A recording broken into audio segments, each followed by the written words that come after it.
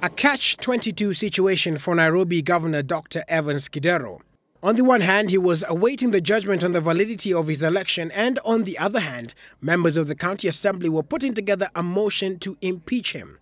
Because of this, a motion was filed by county assembly member Shege Ngaruya. The assembly has no confidence with the Nairobi County Governor and resolves that he vacates office forthwith. And this opened the floodgates of debate, with several members of the county assembly weighing in on the matter. We respect the office of the governor, but I stand here confident to say that I do not respect the office bearer in that office. That the governor had to exercise his protection. Mr. Speaker, sir, he had to protect his unspeakable things in this assembly, forcing the speaker to call for sobriety and for the members to tone down on their language and embrace decorum. We have confidence in Dr. Evans Kidero. I think that is upon you.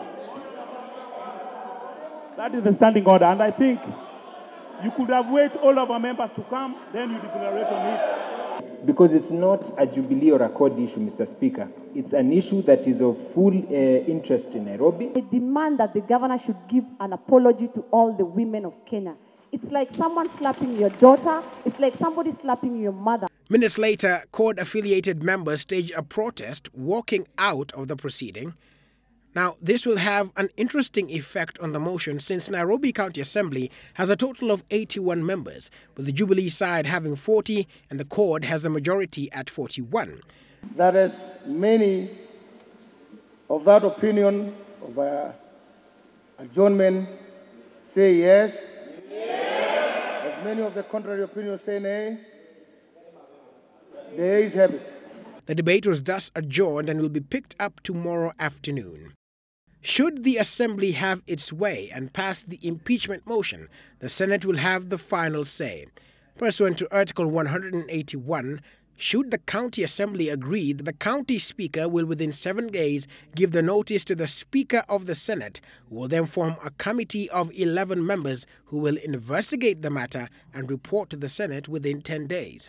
The governor will have a chance to appear to defend himself in these meetings, and once this is done, the committee will return its findings to the Senate, which will then vote.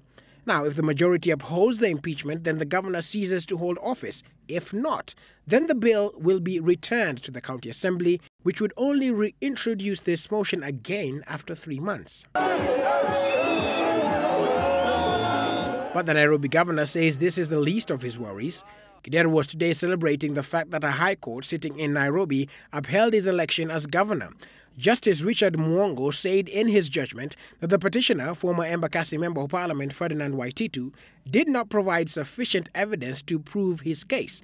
He also added that the alleged malpractice could not enable the court to nullify the election, since they had no significance in the outcome of the result. Waititu will now be required to pay 4.5 million Kenya shillings as the cost of the petition. Leo niko na furaha sana. Nimeona ile ahadi tulichukua kama watu wa Nairobi bado tunaishikilia. Willis Raburu, Citizen Live at 9, Nairobi.